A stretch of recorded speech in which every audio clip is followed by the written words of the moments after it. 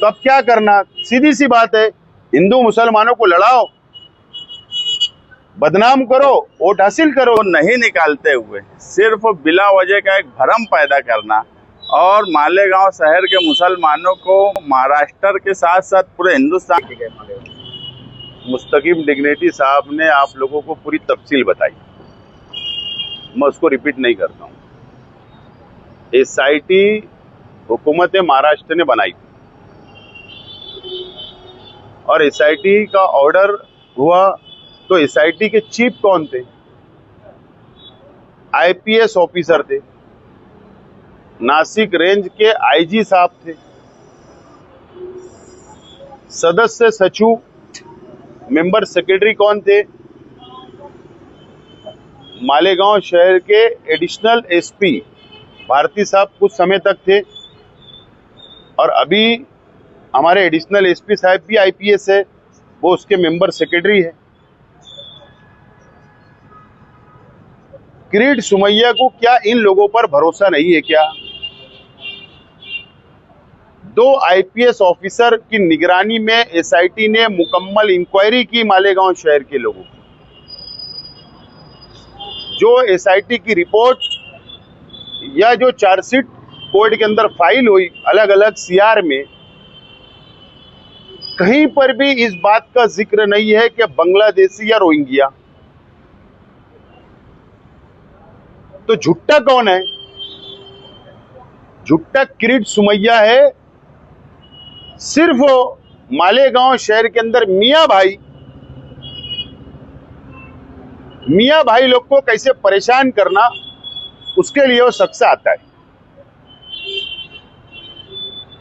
या तो सरकार ने SIT की रिपोर्ट आम कर देना चाहिए, डिक्लेयर करना चाहिए।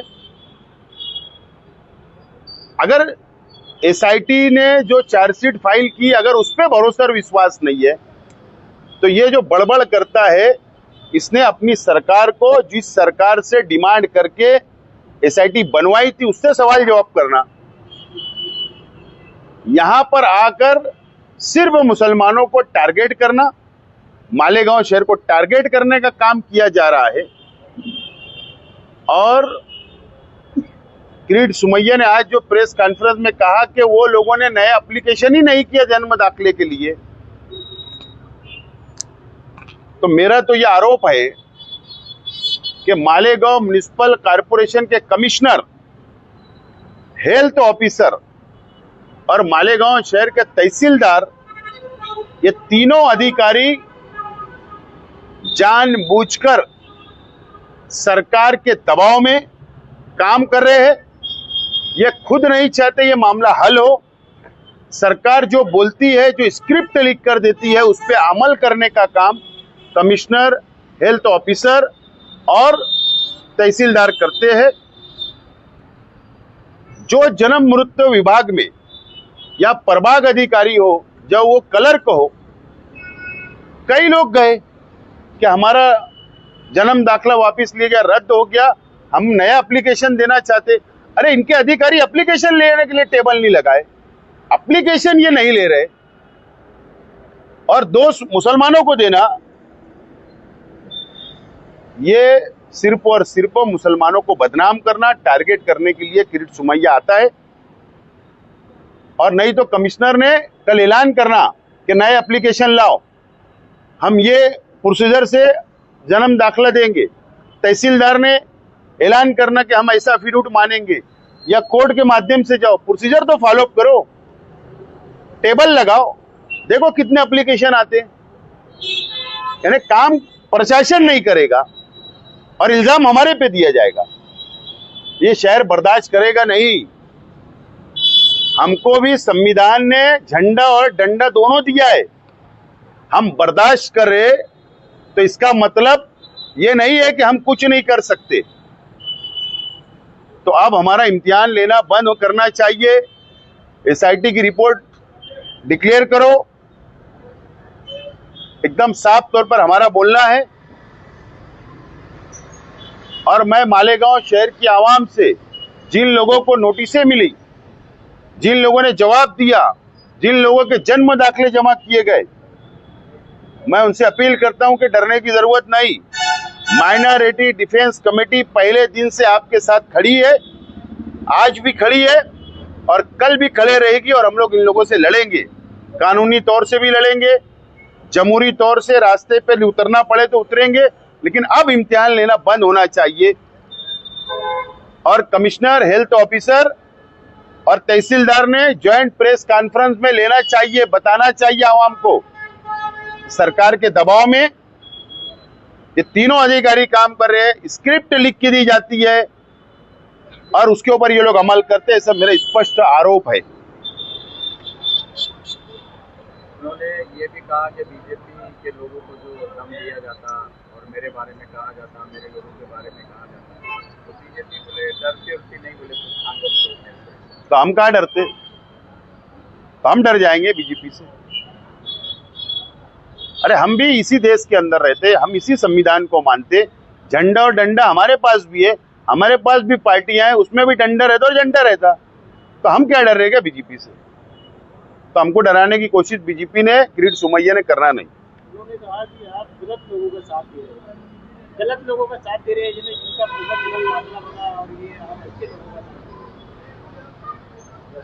अगर चार्जशीट में या एसआईटी की रिपोर्ट के अंदर अगर कोई एक शख्स गलत निकल जाएगा ना, तो वो जो सजा उसके लिए तैयार हूं। और जो मेरे शहर के लिए, हमारे अपने शहर के लोगों के लिए अगर ये गलत काम है, इनके लिए खड़े रहना, तो बार बार खड़े रहेंगे हम लोग माइनॉरिटी डिफेंस कमेटी वाले, उनका साथ जरूर देंगे हम। आगे अभी क्या ये रहेगा? जो एटीए, सेनाएं और बड़ी बड़ी बातें देवेंद्र फडणवीस तक जाने की बात भी कर रहे थे, तो माइनॉरिटी डिफेंस कमेटी, क्योंकि ये इंटरव्यू चलने के बाद में थोड़ा सा शहर का माहौल लोग सहम गए, लोग एक दूसरे को फोन करके पूछने भी लगे, तो अब उसको हिम्मत देने का काम करने के लिए आप क्या करें? हम खड़े हैं ना, मैंने कल भी थे, आज भी और आगे भी शहर की आवाम के साथ खड़े रहेंगे, उनके लिए लड़ेंगे, कानूनी लड़ाई लड़ेंगे। सरकार है, सीएम साहब पास जाए, पीएम साहब पास जाए, गृह मंत्री साहब पास जाए, तो इसका मतलब उड़ा के कुछ भी हो जाएगा क्या? संविधान है, कानून है, सबूत लगता, पुरावा लगता। ये असल में इलेक्शन आ रहे हैं महाराष्ट्र में, लोकल बॉडी के। मालेगांव को, मियां भाइयों को टारगेट करके ये वोट हासिल करना चाहते, महाराष्ट्र का इलेक्शन जीतना चाहते।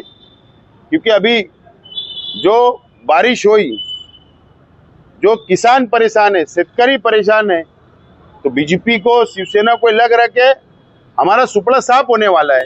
तो अब क्या करना? सीधी सी बात है, हिंदू मुसलमानों को लड़ाओ, बदनाम करो, वोट हासिल करो। इसके लिए किरीट सोमैया को स्पेशल सिक्योरिटी भी दी गई, इसलिए वो मालेगांव भी आता है, मुंबई जाता है, मस्जिदों के बाहर जाता है। ये धंधा उसका है, सिर्फ वो नफरत फैलाने का। उन्होंने बाकी सभी पार्टियों का नाम लिया, लेकिन कुछ पार्टियों के अंदर एमआईएम का भी नाम लिया। उन्होंने कहा कि एमआईएम, लेकिन मालेगांव शहर में तो एमआईएम ने कभी भी किरीट सोमैया के खिलाफ एक लफ्ज नहीं कहा। तो क्या ये जानबूझ के नाम लिया जा रहा है? अब ये तो किरीट सोमैया और एमआईएम के लोग ही इसका जवाब दे सकते हैं। शहर देख रहा है, देश देख रहा है कि अगर किरीट सोमैया के खिलाफ जमहूरी तौर पर अगर कोई लड़ रहा है तो माइनॉरिटी डिफेंस कमेटी लड़ रही है। कोर्ट के अंदर कोई लड़ाई कर रहा है, लड़ाई लड़ी जा रही है वकील लोग के जरिए, तो माइनॉरिटी डिफेंस कमेटी कर रही है। अगर रमजान में हजारों लोग को नोटिस गई, उनकी मदद किसने की? तो माइनॉरिटी डिफेंस कमेटी ने की। आंदोलन किसने किया? तो माइनॉरिटी डिफेंस कमेटी ने की। धरना किसने दिया? तो माइनॉरिटी डिफेंस कमेटी ने की। सब जानते हैं, लेकिन असल में बीजेपी चाहती है कि हमको फायदा मिले और सेंट्रल असेंबली हल्के के अंदर माइनॉरिटी डिफेंस कमेटी की पार्टियों को फायदा ना मिले।